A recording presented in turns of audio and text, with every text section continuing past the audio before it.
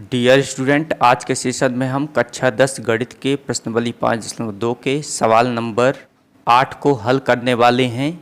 तो हमारे पास दिया गया सवाल है, एक एपी में 50 पद हैं जिसका तीसरा पद 12 है और अंतिम पद 106 है, तो इसका 29वां पद ज्ञात कीजिए। सेम सवाल ये पिछले सवाल की तरह है। आइए देखते हैं हम किस प्रकार से इसको हल करेंगे।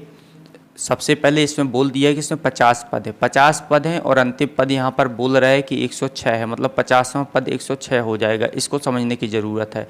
और इसमें जो दिया हुआ है तीसरा पद 12 है, तो सबसे पहले लिखना है दिया है एपी का तीसरा पद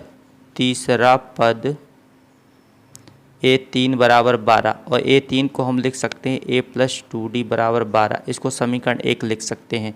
अब इसमें 50 पद हैं तो अंतिम पद बोल रहा है 106 तथा अंतिम पद तो कौन सा पद हो जाएगा? ये 50वां पद 106 हो जाएगा। 50वां पद को हम लिख सकते हैं A+49D बराबर 106। समीकरण 2, समीकरण 1 से समीकरण 2 को घटा देंगे और जौन सा पद बोल रहा है 29वां पद बोल रहा है इसमें पुट कर देंगे तो आंसर आ जाएगा।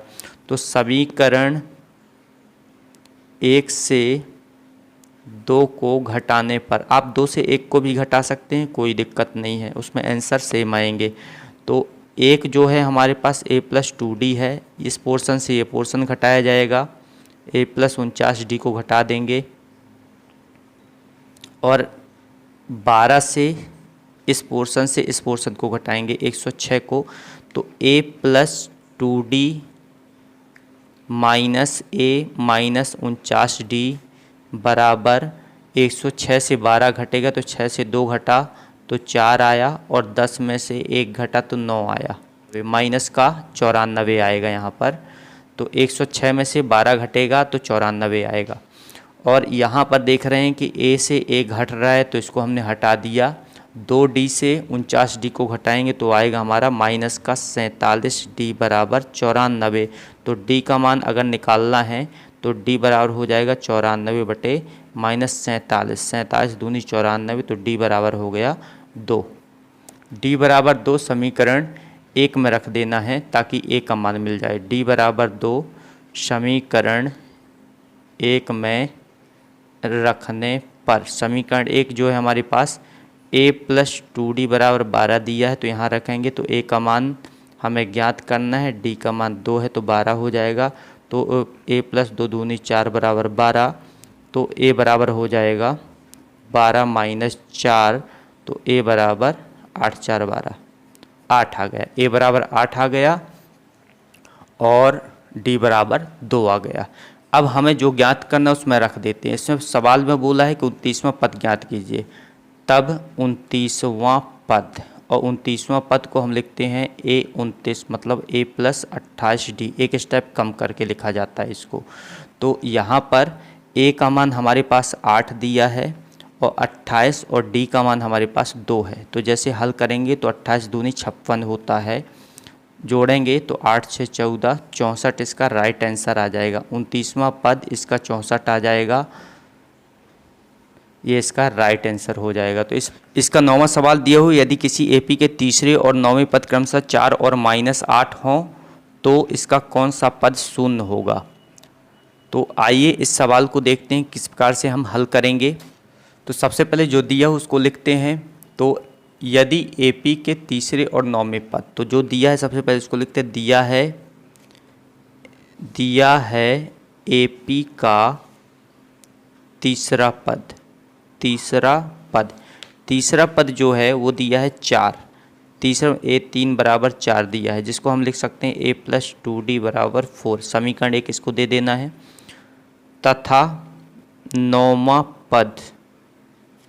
पद मतलब A9 बराबर -8, तो A9 को A+8D लिख सकते हैं, तो -8।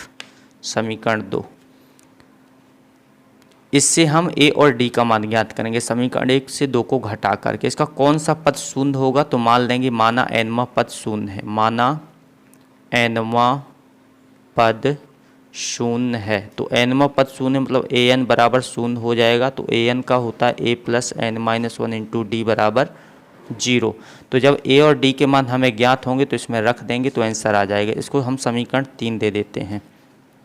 अब समीकरण 1 से समीकरण 2 को घटाने पर, समीकरण 1 से 2 को घटाने पर, समीकरण 1 से 2 को घटा देंगे। समीकरण 1 है हमारे पास a प्लस 2d, इससे घटाना है a प्लस 8d को।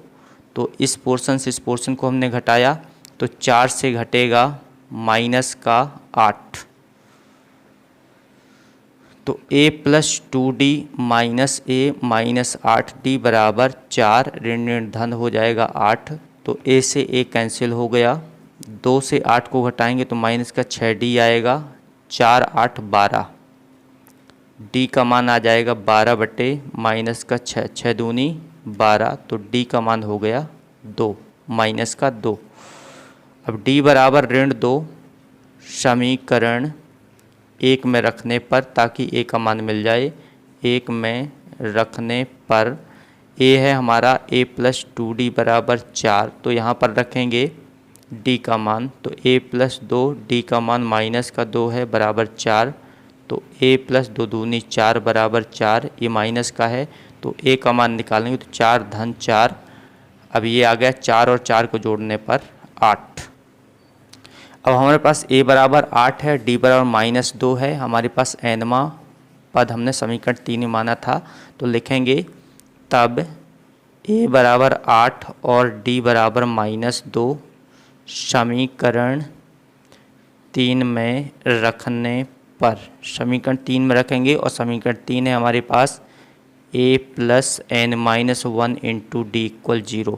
तो a का मान है 8, n माइनस 1 और d का मान है माइनस 2 बराबर 0। यहाँ से n का मान ज्ञात करना है तो d को हम ट्रांसफ़र कर देंगे। तो n माइनस 1 गुणे माइनस 2 बराबर, ये धन का है तो ऋण का हो जाएगा, यहाँ ये गुणा में तो भाग में चला जाएगा, तो माइनस 8 बटे माइनस 2, 2 चौको 8, n माइनस 1 बराबर 4 आ गया, तो n का मान हो जाएगा 4, ये ऋण का है तो यहाँ धन का, तो n बराबर 5। तो इसका राइट आंसर 5 हो जाएगा। तो इसका 5वां पद शून्य होगा। सबसे पहले हमने समीकरण 1 और समीकरण 2 को घटाया है, तो यहाँ से हमें d का मान मिला और d का मान समीकरण 1 में रखने पर हमें a का मान मिलता है। a और d के मान मिल जाते, जो समीकरण 3 हमने बनाया था जिसको माना था कि an का मान 0 होगा, उसमें रखने पर n का मान मिल जाता है।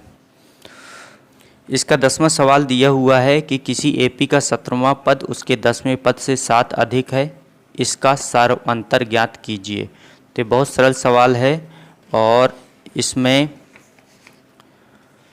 सबसे पहले इसमें दिया हुआ है कि इसका 17वां पद जो है उसके 10वें पद से 7 अधिक है।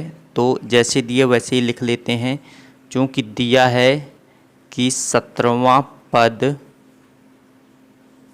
10वें पद से 7 अधिक है, 7 अधिक है।